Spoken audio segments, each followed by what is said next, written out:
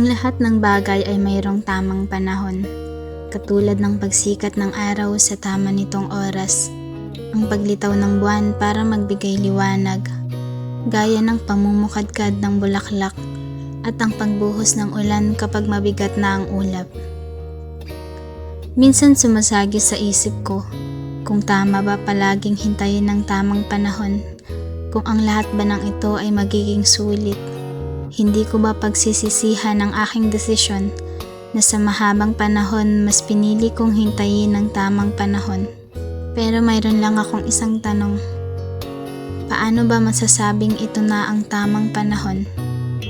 Maraming tao ang napapansin kong padalos-dalos sa desisyon. Hindi nila pinag-iisipang mabuti. Basta kung saan sila masaya, ito ang kanilang ginagawa. Kahit mali, tinuturing na nila itong tama. Kung ikaw ang tatanungin ko, ano ang masasabi mo? Iba-iba tayo ng definisyon, iba-iba tayo ng sitwasyon, magkakaiba tayo ng sukat sa pagdedesisyon, kaya hindi natin sila masisisi kung ano ang gusto nilang gawin sa sarili. Katulad sa pagpapahinga ng tao, may tamang oras sa pagpapahinga kapag ang katawan ay napagod na, kapag pakiramdam natin ay hindi na natin kayang gumawa, kapag ang mga dalahin natin ay bumibigat na. Mayroon lamang tayong tamang oras para magpahinga, pero hindi pa ito ang tamang panahon para tuluyang mamahinga. Katulad sa paghilom ng mga sugat, may mga sugat na gumagaling agad. Ngunit may mga sugat na gugugulan mo ng oras at pag-alaga. Pero paano ang mga sugat sa paglipas ng mahabang panahon ay nananatiling sugat buhat sa masakit na kahapon? Paanong lunas ang ating gagawin? Anong medisina ang kakailanganin? Pero sa palagay ko, tamang panahon lang ang hihintayin para ang sugat buhat noon ay tuluyang gumaling.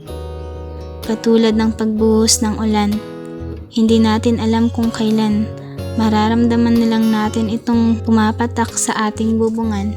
Hindi natin alam kung kailan ito hihinto. Magpaparamdam ito ng pagkalma, ang mahinang pagpatak, ngunit hindi nangangahulog ang tapos na. Dahil minsan, ang akala nating tapos na ay isa lamang paghahanda para sa susunod na kabanata. Hindi natin masasabing wala ng ulan kung ang kalangitan na mismo ang nagsasabing hindi pa ito ang dulo. Hindi natin ito masasabing magtatagal lang ng isang oras dahil minsan sa gabing malamig hindi natin namamalayan na lumipas na pala ang bagyo sa ating isipan dahil sa himbing ng ating tulog sa ilalim ng gabing malalim. Natapos na ang bagyo. Natuldukan na ang mga pagtatalo sa pagitan ng aking isip at puso. Eto na ako. Nakatagpo ako ng isang tahanan na pwedeng uwian anumang oras o anumang araw. Isang tahanang di ko pinilit hanapin, pero dito ako dinala ng aking mga tingin. Dito ako dinala ng aking mga paa para dito ako tuluyang magpahinga. Sino ang mag-aakala na sa haba ng ating paglalakbay at paglalakbayan, alam nating tayo ay nakakausad. Kahit na malayo pa, alam nating malayo na. Kaya kung ako ang tatanungin, naniniwala akong may tamang panahon para sa atin. Hindi natin kailangan magmadali. Hindi natin kailangan mauna. Hindi natin kailangan makipagsabayan dahil kung iyong malalaman, mayroon tayong kanya-kanyang tagumpay. Hindi man ngayon, pero baka sa tamang panahon. Kaya mahal, ang isang hiling ko lang, kapag dumating man ang araw na ang mga pangarap ay iyon ang napagtagumpayan, ang mga mabibigat na pagsubok ay nalampasan, huwag mo sana akong kalimutan.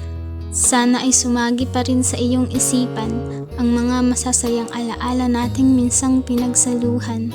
Maalala mo sana na minsan mo akong naging pahinga dahil alam kong darating ang panahon hindi na tayo magkakasama. Hindi na ako ang magiging saksi ng iyong pagtawa. Hindi na ako ang pupunas ng iyong mga luha. Hindi na ako magiging bahagi pa ng iyong susunod na kabanata. Pero wag kang malungkot, aking Maria Clara. Hindi kita iiwan gaya ng nakita ng manghuhula. Hindi ako mawawala sa iyong tabi na parang bula. Sisikapin kong hanggang huli, ikaw ang aking pahinga. Kaya pahintulutan mo sana na ang oras ay hayaan mong gumalaw at dumaan ang mga masaya at malungkot na araw. Huwag mong pangunahan ang panahon, katulad ng magsasaka na hinintay ang palay sa tama nitong pag-usbong. Matuto ka sanang maghintay dahil hindi lahat ng bagay ay kailangan madalian. Sabi ko naman sa'yo, diba? May tamang panahon para sa atin.